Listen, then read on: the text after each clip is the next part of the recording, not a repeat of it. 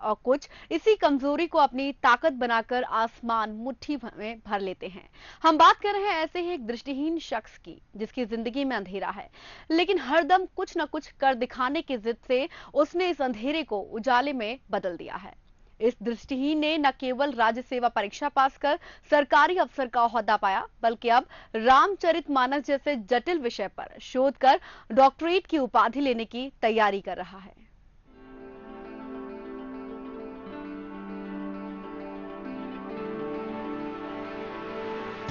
ये प्रेरणादायी दास्तां है खंडवा के 25 वर्षीय शुभम सोनी की, जिसने दृष्टिहीन होने के बावजूद 2010 की राज्य सेवा परीक्षा पास कर मेरिट में 23वां स्थान हासिल किया और नायब तहसीलदार के पद पर चयनित होकर एक मिसाल कायम की। इतना ही नहीं, राष्ट्रीय स्तर की नेट परीक्षा भी पास करने पर शुभम को 18,000 रुपए प्रति माह की जूनियर रिसर्च फेलोशिप भी स्वीकृत हो चुकी है। मगर शुभम ने यही हार नहीं मानी। वे अब हिंदी साहित्य से रामचरितमानस जैसे जटिल विषय पर शोध कर पीएचडी करने में जुटे हैं। इन सब कामों को अंजाम देने वाले शुभम सोनी अपनी दृष्टिहीनता को कमजोरी की बजाय अपनी शक्ति मानते हैं। मैं दृष्टिहीन जो हूँ वो जन्म से हूँ और मुझे नहीं लगता कि दृष्टिहीनता मेरी कोई कमजोरी है। मुझे लगता है कि व्यक्ति वही है जो अपनी कमजोरी को अपनी शक्ति बना ले, और मेरा प्रयास भी यही रहा है। शुभम बचपन से ही दृष्टिहीन है, लेकिन पढ़ाई में हमेशा अव्वल रहे। ब्रेल लिपि सीखने में उन्होंने जो तेजी दिखाई, उससे शिक्षक भी आश्चर्यचकित थे।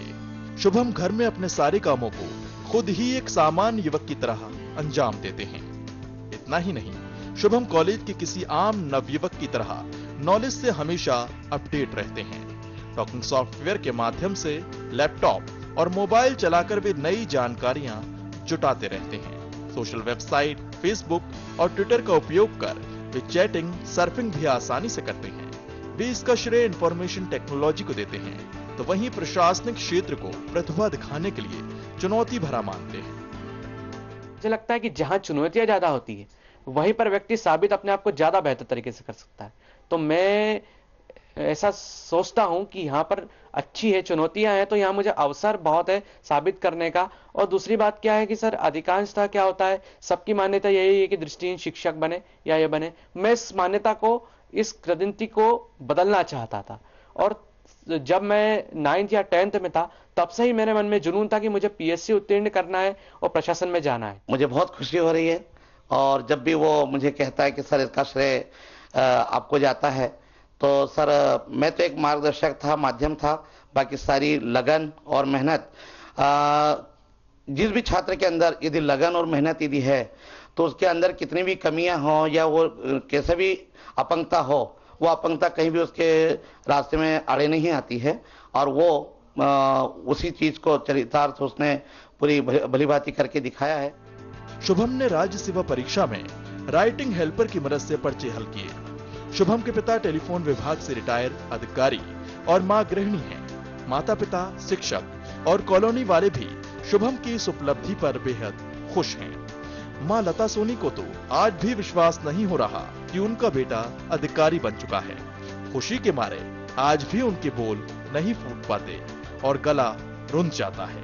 तो पिता इसका सारा श्रेय शुभम को देते हैं। बहुत अच्छा लगता है, और इन्हें उपलब्धियां जो किए कुछ उनके खुद के अथक प्रयास से हुई है, और हमसे जो सहयोग बना, हमने उस बच्चे को शायद दिया कि भाई आप अपने उससे अच्छे कार्य करो। आपको कैसा महसूस हो रहा बताइए? बहुत अच्छा। खुश हैं आप इस चीज को लेकर के? शुभम ने एक नई मिसाल कायम की है उन लोगों के लिए जो किसी कमजोरी का शिकार होते हैं और पूरी जिंदगी उसके गम में ही गुजार देते हैं। ऐसे लोगों के लिए शुभम का हौसला एक बड़ी सीख है। अनिल सार सर, बंसल न्यूज, खंडवा। और इसी के साथ हमारे खास पेशकश में फिलहाल इतना ही। देखते रहिए।